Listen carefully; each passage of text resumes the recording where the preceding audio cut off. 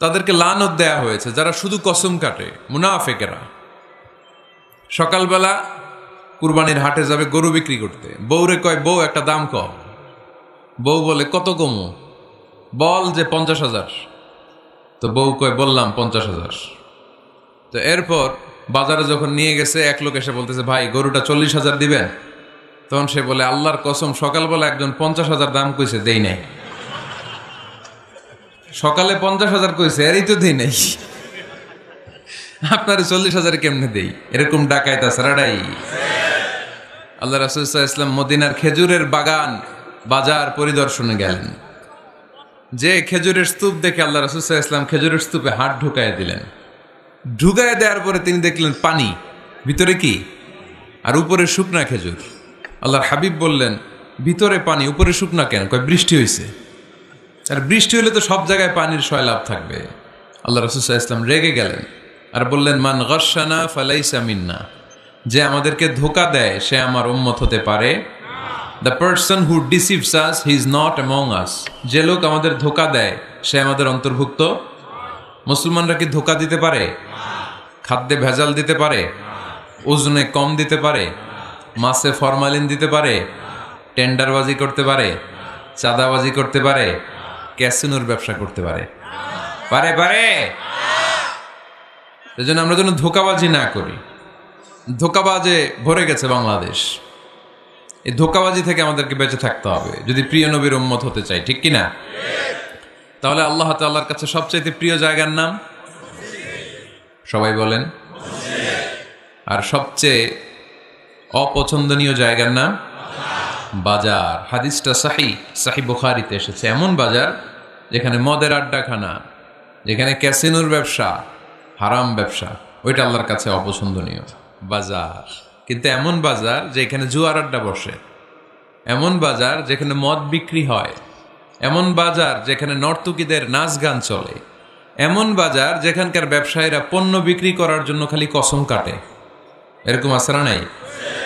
এই বাজারগুলো আল্লাহর কাছে অপছন্দনীয়। এমনি যে আপনারা সুপার শপে যান, টাঙ্গাইলের মুদি দোকানে যান, বাজারে যান, মাছ বাজারে, এটা আবার আল্লাহর কাছে অপছন্দনীয় না। এরকম বাজারে বিষ্ণু ঈসা ইসলামও যেতে। ইসলাম বলেছেন, খবরদার কবরের উপর মসজিদ বানিও না। কবরস্থান একদিকে, মসজিদ আর একদিকে। কিন্তু বাংলাদেশে মসজিদের সাথে কবর মিলানো আছে না নাই? ছোট্ট একটা মসজিদ, কিন্তু এত বড় বাবার কবর আছে না নাই? এগুলো করবেন না। আগে হবে মসজিদ, পরে কবরস্থান। যেমন মসজিদে নববী হয়েছে আগে, তারপরে বিশ্বনবীর কবর এখানে আছে না নাই? মসজিদে নববী প্রতিষ্ঠিত হয়েছে আগে, পরে বাকি কবরস্থান আছে না নাই? কিন্তু কোন আল্লাহর ওলির কবরস্থানের উপরে যদি মসজিদ বানান, তার উপর লানাত দিয়েছে কে? লাআনা রাসূলুল্লাহ আলাল ইয়াহুদ ওয়ান নাসারা ইত্তাখাযু কুবুর আমবিয়াইহিম মাসাজিদা। আল্লাহর রাসূলের লানত ইহুদি নাসারাদের উপর। কারণ ইহুদি আর নাসারাদের একটা খাসলাত, একটা বৈশিষ্ট্য ছিল, তারা তাদের নবীদের কবরের উপরে মসজিদ বানায় ফেলত। এটা করা যাবে? এজন্য এলাকায় এলাকায় এই ঝামেলা। কবর আর মসজিদ হবে আলাদা। আবার মসজিদের কেবলার দিকে যেন কবরস্থান না হয়, তাহলে শিরক হওয়ার সম্ভাবনা আছে না নাই? খুব সাবধান। আল্লাহ সব মাফ করে, কিন্তু শিরক মাফ করে না, ঠিক কিনা? শিরক হচ্ছে মহাপাপ, সব পাপের বাপ। এজন্য আমরা সব করলেও শিরকের গুনাহ মুসলমান কখনো করতে পারে। এরপর আল্লাহর হাবিব বললেন, মসজিদকে পরিষ্কার পরিচ্ছন্ন রাখো। এটাও মসজিদের আদাব। মসজিদে আতর লাগিয়ে দেন, বাখুর জ্বালিয়ে দেন। আপনাদের এই এলাকার মধ্যে তো বাখুরের অভাব নাই, আগরের অভাব নাই, ঠিক কিনা? গতকাল প্রোগ্রাম ছিল কই? সুজানগর, আগরের রাজধানী। আগর চিনেননি আপনারা?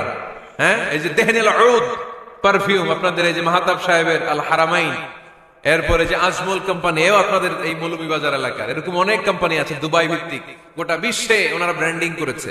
এগুলোর র ম্যাটেরিয়াল, কাঁচামাল যায় হচ্ছে আপনাদের মৌলভীবাজার থেকে। ছেলের বউ শাশুড়ির ওয়াজ গতকাল করছে, শুনে নিন। শাশুড়ি আর বৌমার কিলাকিলি। গতকালের ওয়াজের বিষয় ছিল কি? শাশুড়ি বৌমার কিলাকিলি কি করে থামাবেন, শুনে নিন।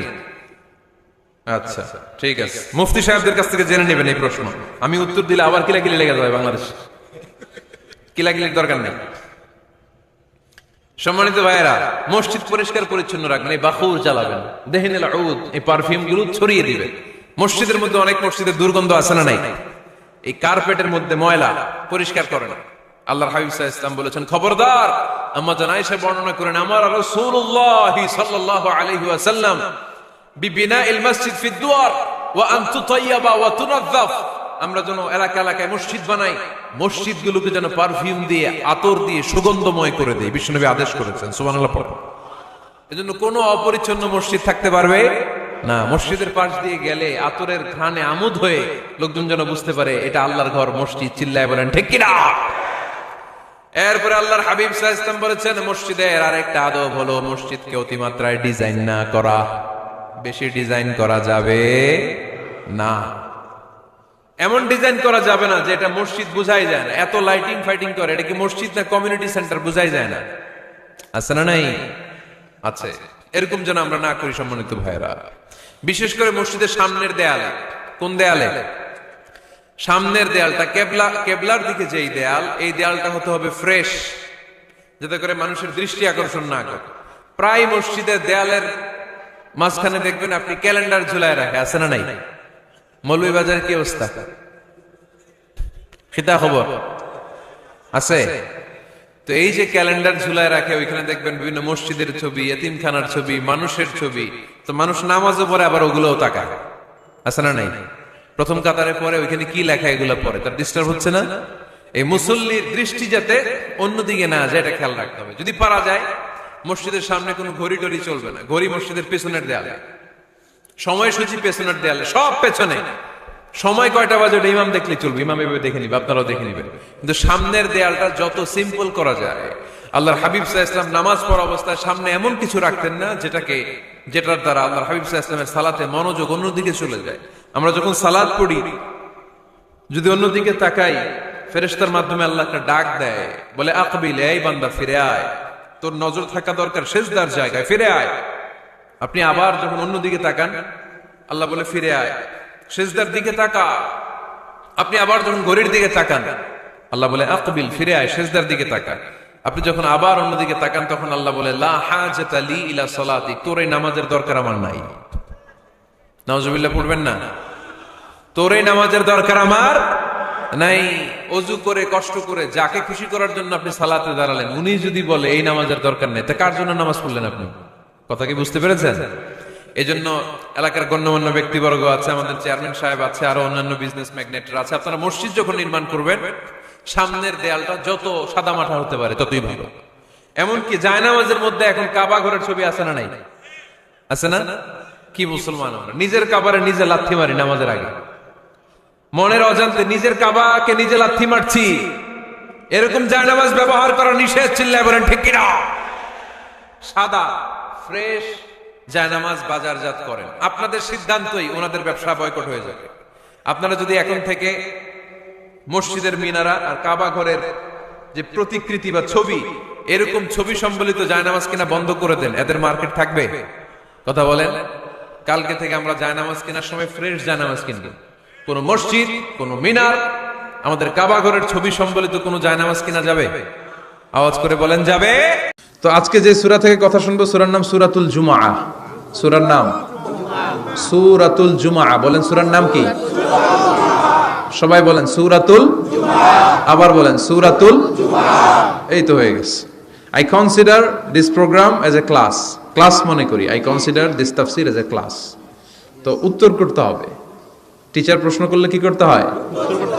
উত্তর করলে আমরা কিছু শিখে যেতে পারবো। ইমানের একটা চেতনা লাগবে। ঘুমায় পড়লে হবে না। ঘুমায় থাকে যারা, ওই শ্রোতাদেরকে আমি বক্তব্য শোনাই না। আমি বক্তব্য শোনাই যারা জেগে থাকে, যাদের ইমান জ্বলে ওঠে। ঠিক কিনা? যে ইমান প্রয়োজনে জ্বলে ওঠে না, যে ইমান সত্য ন্যায়ের কথা বলে না, যে ইমান প্রয়োজনে জ্বলে ওঠে না, যে ইমান সত্য ন্যায়ের কথা বলে না, যে ইমান বাস্তবে নাই, যে ইমান অন্তরে নাই, মুখে শুধু ফাঁকা বলি, কি করে তারে বলো ইমানে বলি, কি করে তারে বলো ইমানে বলি, কি করে তারে বলো ইমানে বলি। ঠিক কিনা? যে ঈমান দিন কায়েমের আন্দোলনের ধার ধারে না, যে ঈমান পোশাকধারী কোরআন হাদিস তাও পড়ে না, যে ঈমান খাজার নামে মাজার গড়ে ফুলুস কামায়। আছে আছে রাজা মেয়ারে নাই আছে, এগুলোর সাথে আমাদের কোনো সম্পর্ক না। কবরে পড়ে থাকা ব্যক্তির কাছে কিছু চাওয়া যাবে না, চাইতে হবে একজনের কাছে, তিনি কে? আল্লাহ। যে ঈমান দিন কায়েমের আন্দোলনের ধার ধারে না, যে ঈমান লেবাসধারী কোরআন হাদিস তাও পড়ে না, যে ঈমান খাজার নামে মাজার গড়ে ফুলুস কামায়, যে ঈমান শিরকিয়াতের আমল করে ভীত না হয়, যে ঈমান বাস্তবে নাই, যে ঈমান ময়দানে নাই, মুখে শুধু কথার কলি, কি করে তারে বলো ঈমানে বলি, কি করে তারে বলো ঈমানে বলি, কি করে তারে বলো ঈমানে বলি, ঠিক কি না? এজন্য মুমিন জ্বলে উঠবে আপন শক্তিতে। এখন রবির এরা কয় জ্বলে উঠুন আপন শক্তিতে। আপন শক্তিতে জ্বলে উঠবে ইমানদারেরা ইমানের তেজে। চিল্লায় বলেন ঠিক কিনা? সূরার নাম সবাই বলেন আরো জোরে, সূরাতুল জুমআ। এটা মাদানী সূরা। কি সূরা? মাদানী সূরা। বিশ্বনবীর লাইফের দুইটা ইনিংস, একটা মাক্কি ইনিংস আর একটা মাদানী ইনিংস। মাক্কি ইনিংস 13 বছর। কয় বছর? মাদানী ইনিংস 10 বছর। কয় বছর? মনে থাকবে? এটা বিশ্বনবীর সেকেন্ড ইনিংসে নাজিল হয়েছে। সুবহানাল্লাহ কইবেন না? সুবহানাল্লাহ। মাদানী ইনিংসে নাজিল হয়েছে এই সূরা, মাক্কি ইনিংসে নয়। বিশ্বনবীর মাক্কি জীবন আর মাদানী জীবনের কিছু পার্থক্য আছে। মাক্কি জীবনে বিশ্বনবী খুব নীরব ছিলেন, চুপিসারে তাওহীদের কথা বলতেন। মাক্কি জীবনে বিশ্বনবী সবচেয়ে বেশি ফোকাস দিয়েছেন তাওহীদের প্রতি। কিসের প্রতি? তাওহীদেরই মুর্শিদ আমার মুহাম্মাদের নাম বলো, মুহাম্মাদের নাম, আল্লাহর নাম জপলে বুঝতে পারি আল্লাহরই কালাম, বলো মুহাম্মাদের নাম। ওই নামেরই রশি ধরে যাই আল্লাহর পথে, ওই নামেরই ভেলায় চড়ে ভাসি নূরের স্রোতে, ওই নামের বাতি জেলে দেখি আরশের মুকাম, বলো মুহাম্মাদের নাম। তাওহীদেরই মুর্শিদ আমার মুহাম্মাদের নাম, বলো মুহাম্মাদের নাম। পড়েন আল্লাহু আকবার। মাক্কি ইনিংসের কর্মসূচি ছিল তাওহীদ, ছিল রিসালাত, ছিল আখিরাত। এগুলোর কথা বিশ্বনবী বুঝিয়েছেন। আর মাদানী ইনিংসে বিশ্বনবী সশস্ত্র সংগ্রাম করেছেন। ইসলাম শান্তিপূর্ণ ঠিক আছে, কিন্তু ইসলামের পিঠ যখন দেয়ালে লেগে যায় তখন ইসলামেরও সামনে বাড়ানোর দরকার আছে না নাই? যে ঈমান প্রয়োজনে জ্বলে ওঠে না, জ্বলে উঠেছিলেন বিশ্বনবী আপন শক্তিতে, ঠিক কি না? তো এটা মাদানী ইনিংসের সূরা, এটা মাক্কি জীবনের সূরা নয়। আমরা এই সূরার আলোকে আজকে শোনার চেষ্টা করব যে জুমার দিনের, জুমার সালাতের এত গুরুত্ব কেন। বিশ্বনবী জুমার দিনকে বলেছেন ঈদের দিন। কিসের দিন? কথা বলেন। আমাদের দুইটা ঈদ আছে না? ঈদুল ফিতর, ঈদুল আজহা। এর পাশাপাশি জুমার দিনকেও বিশ্বনবী সাল্লাল্লাহু আলাইহি ওয়াসাল্লাম বলেছেন হাদা ইয়াউমুল ঈদ, হাদা ইয়াউমুন জাআলাহুল্লাহু লাকুম ঈদান। তাবারানির হাদিস। বিশ্বনবী বলেছেন এটা এমন দিন যে দিনটাকে আল্লাহ তাআলা তোমাদের জন্য ঈদের দিন হিসেবে ঘোষণা দিয়েছেন। পড়েন আলহামদুলিল্লাহ। আগামীকাল। দিনটা কবে? আগামীকাল। আল্লাহ তাআলার একটা বৈশিষ্ট্য হচ্ছে সুন্নাতুল্লাহি ফিত তাফদিল। এক এক জিনিসের উপর আল্লাহ এক এক জিনিসকে বৈশিষ্ট্যমণ্ডিত করেন, মর্যাদা দান করেন। ফাদ্দালা জামানান আলা জামান কামা ফাদ্দালা মাকানান আলা মাকান, ইনসানান আলা ইনসান। আল্লাহ ব্যক্তির উপর ব্যক্তিকে প্রাধান্য দেন, আল্লাহ সময়ের উপর সময়কে প্রাধান্য দেন, আল্লাহ স্থানের উপর স্থানকে প্রাধান্য দেন। এটা আল্লাহর সুন্নাত। এটা আল্লাহর কি? সুন্নাতুল্লাহি ফিত তাফদিল। ফাদ্দালা জামানান আলা জামান কামা ফাদ্দালা মাকানান আলা মাকান, ইনসানান আলা ইনসান। পৃথিবীর সব মানুষগুলো এক রকম নয়, এক মর্যাদার নয়, আবার লক্ষাধিক নবী আল্লাহ দুনিয়ায় পাঠিয়েছেন। সব মর্যাদার, সব নবীর মর্যাদাগুলো কি সমান নাকি? সব নবীদের মধ্য থেকে বিশ্ব নবীর মর্যাদা বাড়িয়ে দিয়েছে কে? আবার পৃথিবীতে শহরের শেষ নাই, হাজার হাজার শহর, শহরের মধ্য থেকে মক্কা শহরের মর্যাদা বাড়িয়ে দিয়েছে কে? আবার এই পৃথিবীতে অনেকগুলো সময় আছে, অনেকগুলো রাত্রি আছে, অনেকগুলো ক্ষণ আছে, অনেকগুলো মুহূর্ত আছে। একটা মুহূর্তের উপর আরেকটা মুহূর্তকে প্রাধান্য দিয়েছে কে? বলেন তো, পৃথিবীতে সবচাইতে 365 দিনের মধ্যে শ্রেষ্ঠ দিন কোনটা? আরাফার দিন। কোন দিন? কথা বলেন। হজে যারা গিয়েছেন আরাফার দিন দেখেছেন না? ইজহার আর রেদা পরে আমরা লাব্বাইক আল্লাহুম্মা লাব্বাইক বলি। এটা সারা বছরের মধ্যে শ্রেষ্ঠ দিন। আল আরাফা, আল হাজ্জু আরাফা। আরাফাটাই হজ। কেউ যদি আরাফার দিনে থাকতে পারে তার হজ হয়ে গেছে। আলহামদুলিল্লাহ কোন? আলহামদুলিল্লাহ। আর হজে সব করেছে, আরাফা করে নাই, হজ হবে না। কথা বলেন, হজ হবে না। তার মানে বছরের শ্রেষ্ঠ দিন আরাফার দিন। এদিন আল্লাহ এত সংখ্যক বান্দাকে একসাথে ক্ষমার ঘোষণা দেন, বছরের কোন দিন এত মানুষকে ক্ষমা করেন না। সুবহানাল্লাহ। আবার শয়তান ওই দিনে এতটা লাঞ্ছিত বোধ করে, এতটা অপমান বোধ করে, বছরের কোন দিন শয়তান এত অপমানিত হয় না। এজন্য বিশ্বনবী বলেছেন, খায়রুদ দুআ দুআ ও আরাফা। সব চাইতে শ্রেষ্ঠ দোয়া আরাফার দিনের দোয়া। বিশ্বনবী বলেন, আরাফার দিনে একটা দোয়া আমি করি, আমার আগে সব নবীরা এই দোয়াটা করতেন। দোয়াটা হলো লা ইলাহা ইল্লাল্লাহ ওয়াহদাহু লা শারীকা লাহ লাহুল মুলকু ওয়া লাহুল হামদু ওয়া হুয়া আলা কুল্লি শাইইন কাদির। সুবহানাল্লাহ পড়েন। সুবহানাল্লাহ। মুখস্থ আছে না দোয়াটা? এটা পড়বেন। বিশ্বনবী আরাফার ময়দানে এই দোয়াটা পড়তেন। তাহলে বুঝা গেল বছরের সব দিন সমান না। সব দিন সমান না। বছরের সবচাইতে শ্রেষ্ঠ দিন হচ্ছে আরাফার দিন। কোন দিন? মদিনার জমিনে সবচাইতে গরিব সাহাবীর নাম ছিল সাইয়েদনা বেলাল আল হাবাশী রাদিয়াল্লাহু তাআলা আনহু। বিশ্বনবীর খাস মুয়াজ্জিন। ইথিওপিয়া থেকে ইসলামের সুশীতল ছোঁয়ায় এসে মদিনায় বিশ্বনবীর হাতে হাত রেখে কালিমা পড়ে মুসলমান হয়েছে। দেখতে ছিল কুচকুচে কালো, কিন্তু হৃদয়টা ছিল সাদা। মদিনার সবচাইতে গরিব সাহাবী। লজ্জাস্থান ঢাকার মতো একটা লুঙ্গি ছিল, এছাড়া আর কিছু ছিল না। শুধু আমাদের লজ্জাস্থান ঢাকার মতো একটা লুঙ্গি আছে, আর কিছু নাই। এরকম কে কে আছেন? হাত তুলেন। কেউ নাই। তার মানে আল্লাহ আমাদের অনেক দিয়েছে, ঠিক কিনা? মদিনার সবচেয়ে গরিব সাহাবীর নাম বেলাল রাদিয়াল্লাহু তাআলা আনহু। লজ্জাস্থানটা ঢাকার কাপড় ছাড়া তার কিছু ছিল না। ওই বেলাল রাদিয়াল্লাহু তাআলা আনহুকে ডেকে বিশ্বনবী বললেন, আনফিক ইয়া বেলাল, ও বেলাল তুমিও আল্লাহর রাস্তায় দান করো।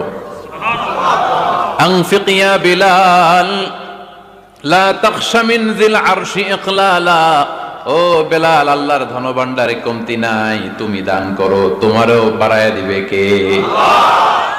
যে বেলাল রাদিয়াল্লাহু তাআলা আনহু লুঙ্গিটা পরা ছাড়া আর কোনো সম্পদই ছিল না, এই লুঙ্গিটা সম্পদ, আর কিচ্ছু নেই। ওই বেলালকে বিষ্ণু বলেছেন, দান করো বেলাল, কিপটামি করো না।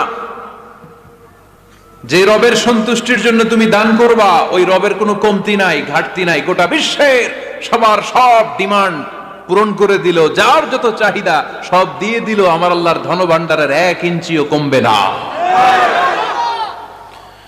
এজন্য মুত্তাকিদের প্রথম বৈশিষ্ট্য, আল্লাযীনা ينفقون في السراء والضراء والكاظمين الغيظ والعافين عن الناس والله يحب المحسنين। মুত্তাকিনদের প্রথম বৈশিষ্ট্য, সুখে দুঃখে সব সময় দান করে একজনের খুশির জন্য। তিনি কে?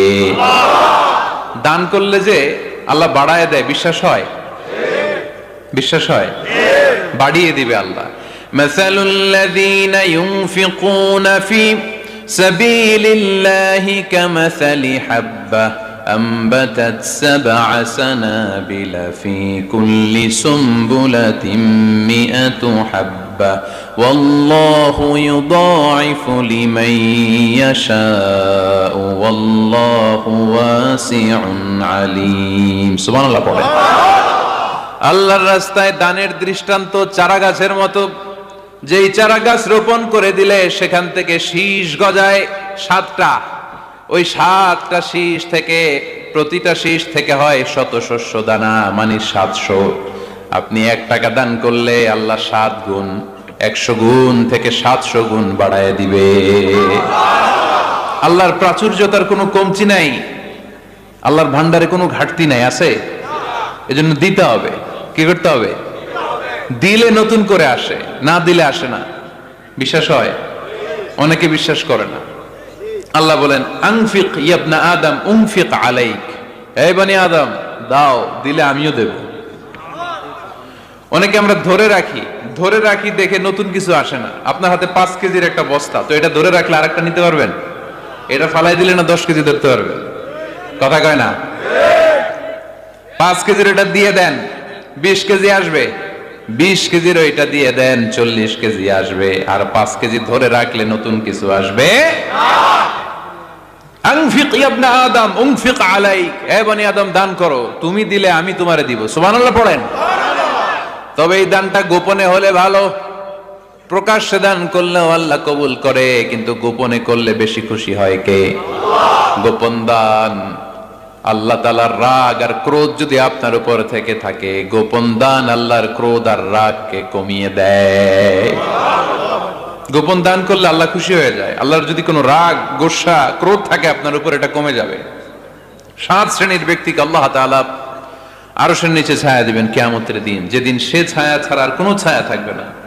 এর মধ্যে 1 শ্রেণীর ব্যক্তি, রজুলুন তাসাদ্দাকা বিসাদাকা ফাআখফাহা হাত্তা লা তা'লামু শিমালুহু মা তুনফিকু ইয়ামিনুহু। 1 শ্রেণীর ব্যক্তি, 7 শ্রেণীর মধ্যে 1 শ্রেণীর ব্যক্তি যারা আরশের নিচে ছায়া পাবে, যে ব্যক্তি গোপনে দান করে। কত গোপনে? ডান হাত কি দিছে, বাম হাত টের পায় নাই।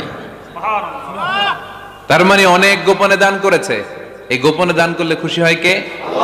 আল্লাকা সিররুন ইনদাল্লাহ বাইনাকা আনতা ওয়া বাইনাল্লাহ, আল্লাকা সাদাকাতুন তাখফা লা ইয়ালামুহা ইল্লাল্লাহ, আল্লাকা সিররুন ইনদাল্লাহ বাইনাকা আনতা ওয়া বাইনাল্লাহ, আল্লাকা সাদাকাতুন তাখফা লা ইয়ালামুহা ইল্লাল্লাহ। সুবহানাল্লাহ পড়েন।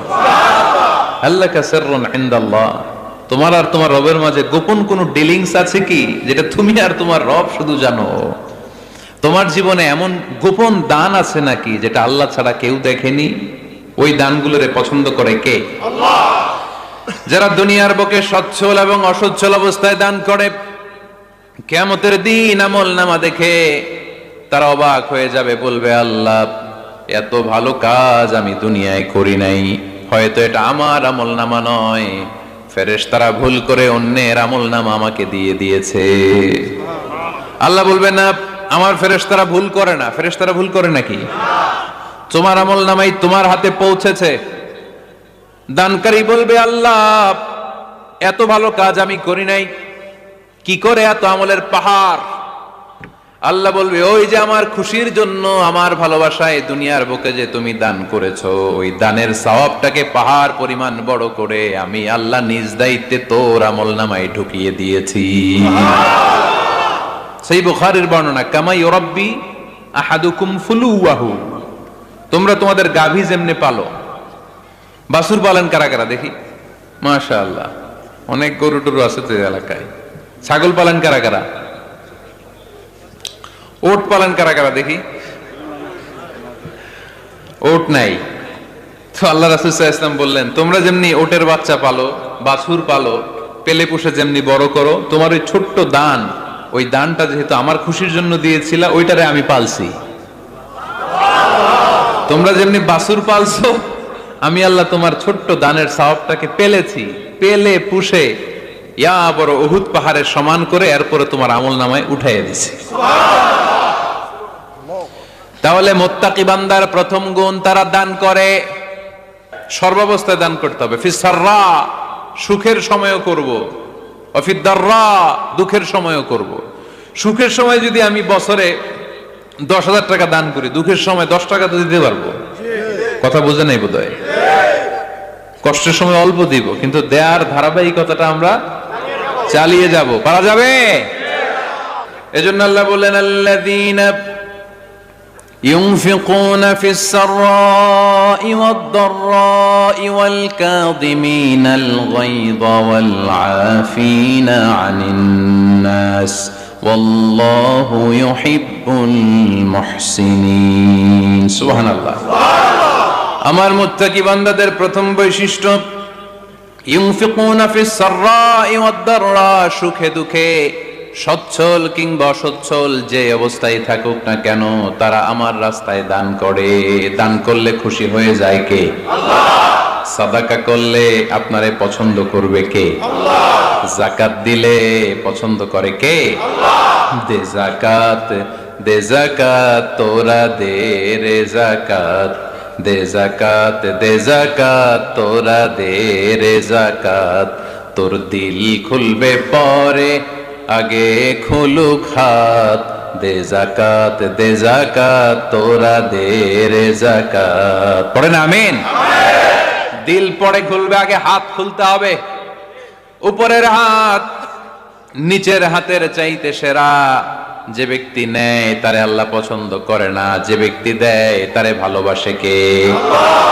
আল্লাযীনা ইউনফিকুনা ফিস সাররাই ওয়াদ দাররা, আমার মুত্তাকি বান্দারা সুখে দুঃখে সচ্ছল অসচ্ছল উভয় অবস্থায় আমার রাস্তায় দান করে। তার মানে মুত্তাকি যদি নিজেকে মুত্তাকি হিসেবে এস্টাবলিশ করতে চান, দান করার ধারাবাহিকতাটা অব্যাহত রাখতে হবে, থামানো যাবে না। একটা সময় ভালো যাচ্ছে আমার, বেশি করে দিচ্ছি, আবার সময় খারাপ যাচ্ছে, কম করে দিব, কিন্তু দিব। দেওয়ার ধারাবাহিকতা থামানো যাবে? কেউ এসে আপনার কাছে চাচ্ছে, এই যে আপনি দিতে পারতেছেন, এই তৌফিকটা দিল কে? প্রাইভেট কারে চড়ে চড়ে আপনি ঘুরে বেড়ান, জ্যামে গাড়ি আটকালে গ্লাসে এসে নক করে, পথবঞ্চিত শিশুরা আহা খেতে পায় না, বৃষ্টিতে ভিজে ভাঙ্গা একটা থালা নিয়ে স্যার 2টা টাকা দেন। অনেকে ধমক দিয়ে তাড়িয়ে দেয়। এই যে আপনি ধমক দিছেন, ওরে প্রাইভেট কারে বসাইতে পারে কে? আপনার হাতে ভাঙ্গা থালা দিয়ে রাজপথে নামায় দিতে পারে কে? এজন্য আল্লাহ বললেন, আমি দেয়ার মালিক, তুমি দাও, তুমি দিলে তোমার হাত আমি ভরে দেব। আল্লাহু আকবার। এটা বুঝা গেছে না? মনে থাকবে কতক্ষণ? হ্যাঁ, কাল কি ভুলে যাবে কে? আজীবন। হ্যাঁ, আজীবন মনে থাকবে। মনের কান দিয়ে শুনতে হবে। এই কান না, মনেও একটা কান আছে, ওই কান দিয়ে শুনলে ভুলবেন না। তাহলে মুত্তাকিদের প্রথম বৈশিষ্ট্য, যেহেতু আমরা মুত্তাকি হয়ে ফিরে যেতে চাই, মুত্তাকিদের প্রথম বৈশিষ্ট্য আমরা জানলাম, যারা সুখে দুঃখে কি করে? দান করলে বাড়ায় দেয় কে? আল্লাহ। ধৈর্য রাখলে নতুন কিছু পাওয়া যায়? ওটা ছেড়ে দেন, ওটা দিয়ে দেন, তাহলে নতুন কিছুর ব্যবস্থা করবে কে? আল্লাহ। তাহলে এটা বুঝে ফেলছেন না? হজম হয়েছে? হজম, এটার হজম করে ফেলেন। হয়ে গেছে গা? বিষ্ণু বললেন 104টা আসমানি কিতাবের মধ্যে তাওরাতের মধ্যেও এত দামি সূরা নাই, ইনজিলের মধ্যেও এত দামি সূরা নাই, জাবুরের মধ্যেও এত দামি সূরা নাই, সুহুফে ইব্রাহিম ও মুসার মধ্যেও এত দামি সূরা নাই। যে দামি সূরাটা আল্লাহ আমাকে দান করেছে, ওই দামি সূরাটা হলো, সবাই পড়েন, আলহামদুলিল্লাহি রাব্বিল আলামিন আর রহমানির রহিম মালিকি ইয়াউমিদ্দিন ইয়্যাকা না'বুদু ওয়া ইয়্যাকা নাস্তাঈন اهدنا الصراط المستقيم صراط الذين أنعمت عليهم غير المغضوب عليهم ولا الضالين চিল্লায়ে পড়েন আমিন। এই সূরাটা এত দামি সূরা, এই সূরার মতো সূরা কোন আসমানি কিতাবের মধ্যে আল্লাহ নাজিল করে। এই সূরাটা মাত্র 7টা আয়াত নিয়ে গঠিত। সবাই বলেন কয়টা আয়াত? মুখস্থ আছে না? মাত্র 7টা আয়াত। এই সূরাটা অনেকটা অভিনন্দন পত্রের মতো, ওয়েলকামিং লেটার। কি লেটার? ওয়েলকামিং লেটার, মানপত্র, অভিনন্দন পত্রের মতো। অনেক সময় আমাদের এলাকায় এমপি মন্ত্রীরা আসে না প্রধান অতিথি হয়ে, তখন আমরা মানপত্র দেই, অভিনন্দন পত্র দেই, ঠিক কিনা? অভিনন্দন পত্রে কমসে কম 3টা অংশ থাকতে হয়। চিৎকার করে বলেন কয়টা? প্রথমে থাকতে হয় প্রশংসা। কথা কন। প্রথমে আমরা তার প্রশংসা করি, আপনি সুমহান অতিথি, আপনার মতো মানুষ পৃথিবীতে দ্বিতীয়টা নাই, আপনার চরিত্র ফুলের চেয়েও পবিত্র। আছে না নাই? প্রথমে আমরা তার প্রশংসা করি, উই প্রেইজ হিম, আমরা তার প্রশংসা করি। দ্বিতীয় পর্বে আমরা নিজেদের পরিচয় দেই। আমরা এই হাই স্কুলের কমিটি, আমাদের একটা একাডেমিক ভবন লাগবে, আমরা এই মসজিদের কমিটি, আমরা এই মাহফিলের কমিটি, আমি সভাপতি, উনি সেক্রেটারি, উনি ক্যাশিয়ার, আমাদের পরিচয়টা আমরা দেই। তৃতীয় পর্বে আমাদের দাবি দেওয়া শুরু করি। শুরুতেই কি দাবি দেওয়া আরম্ভ করা যায়? এটা দাও, এটা দাও, দিতে হবে, না দিলে মানি না, মানবো না। প্রথমে যদি বলেন মানি না, মানবো না, খবর আছে না নাই? তারপরে নিজেদের পরিচয় পেশ করতে হয়, তারপরে দাবি দেওয়া পেশ করতে হয়। সূরাতুল ফাতিহাটা হুবহু এরকম একটা অভিনন্দন পত্রের মতো। 7টা আয়াতের প্রথম 3 আয়াতে কেমন করে আমরা আল্লাহর প্রশংসা করব, আল্লাহর গুণকীর্তন করব, আল্লাহ সেটা শিখাইয়া দিলেন। সুবহানাল্লাহ নাই?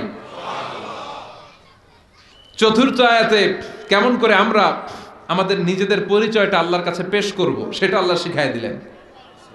এরপরে আমাদের দাবি দেওয়া আল্লাহর কাছে আমরা কেমন করে পেশ করব, ওইটাও আল্লাহ শিখাইয়া দিলেন। তাহলে প্রথম 3টা আয়াতে আল্লাহ তাআলার প্রশংসা কেমন করে করতে হয় আল্লাহ শিখালেন। চতুর্থ আয়াতে কেমন করে আমাদের পরিচয়টুকুন আল্লাহর কাছে পেশ করব, আল্লাহ সেটাও শিখাইয়ে দিলেন। শেষের 3টা আয়াতে কি দাবি দেওয়া আমাদের পেশ করা দরকার, আমাদের চেয়েও ভালো জানে কে?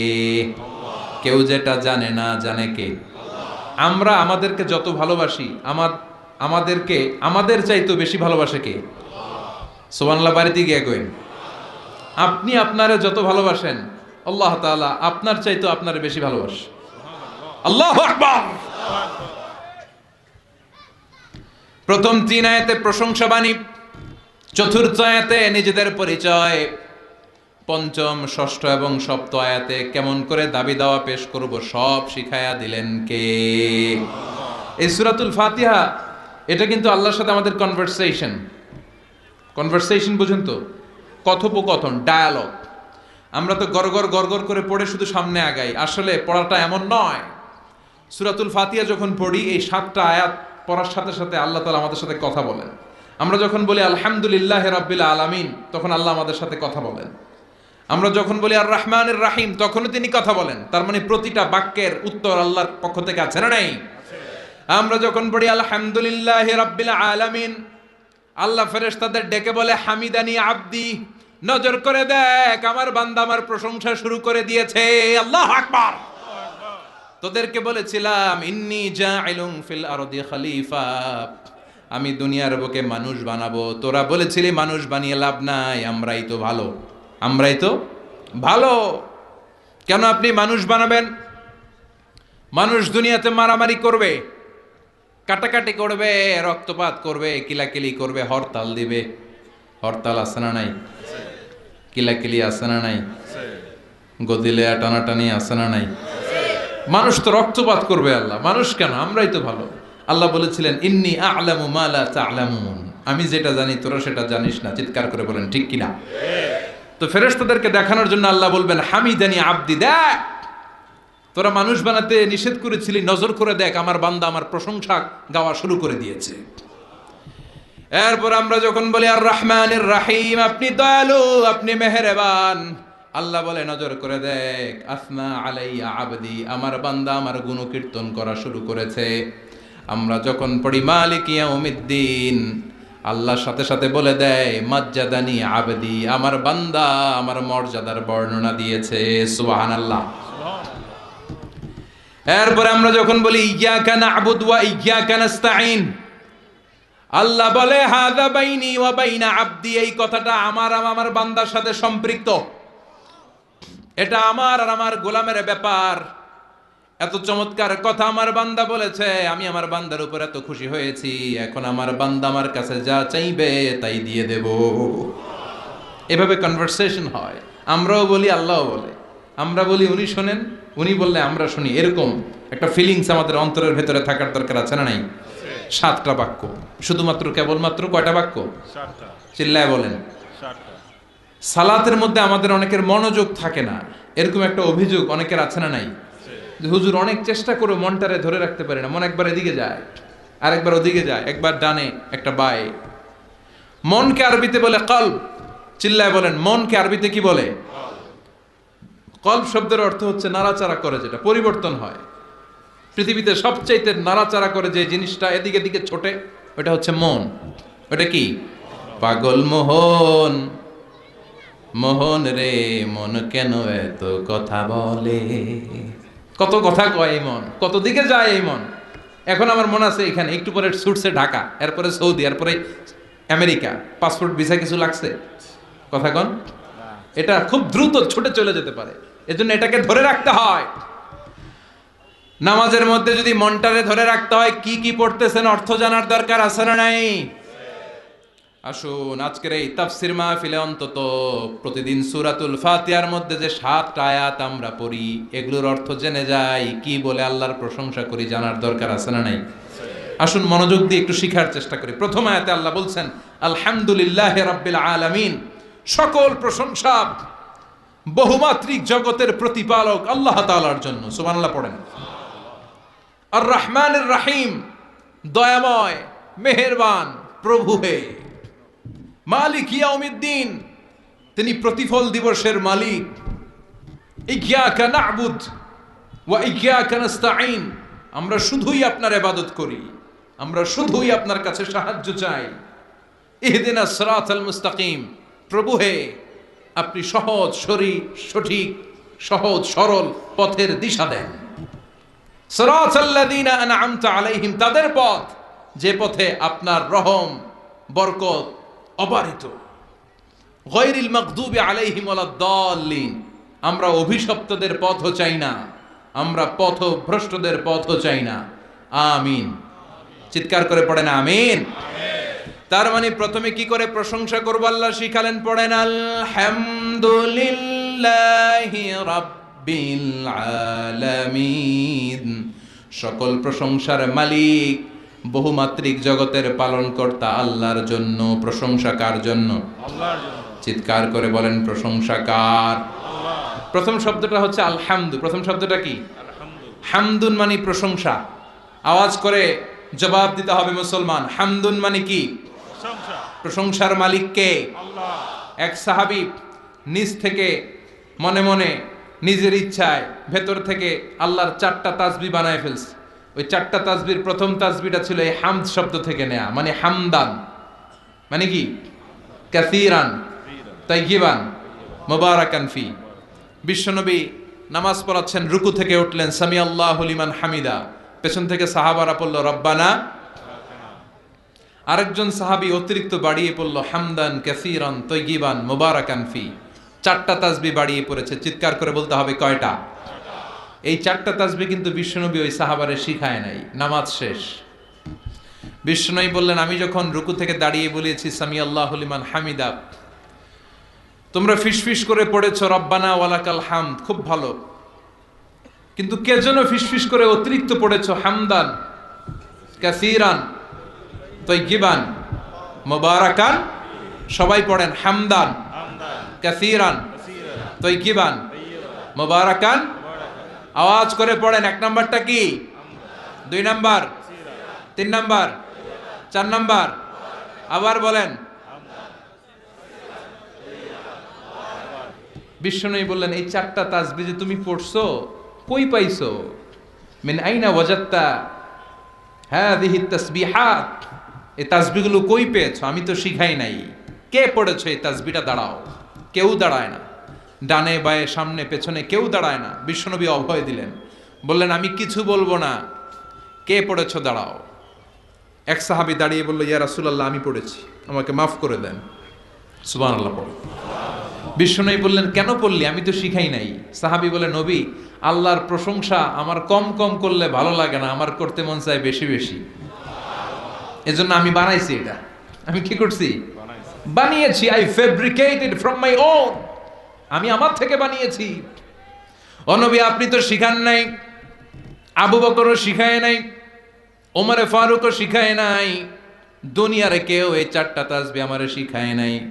আমি আমার নিজ থেকেই 4টা তাসবিহ বাড়িয়েছি, কারণ কম কম তাসবিহ পড়লে আমার পোষায় না, পড়তে হয় বেশি বেশি। বিশ্বনবী বললেন, সাহাবী ভয় পাস নে, চিন্তা করিস নে, তুই যে 4টা তাসবিহ অতিরিক্ত বানিয়ে পড়েছিস, তোর এই 4টা তাসবিহতে যে সওয়াব হয়েছে, এই সওয়াবগুলোকে নিয়ে বিদউ ওয়া সালাসুনা মালাইকা, 30-এরও বেশি ফেরেশতা এই 4টা তাসবিহর সওয়াবটা 30 জনেরও বেশি ফেরেশতা কে কার আগে আল্লাহর আরশে পৌঁছে দিবে, এটা নিয়ে ফেরেশতারা আকাশে প্রতিযোগিতা করছিল।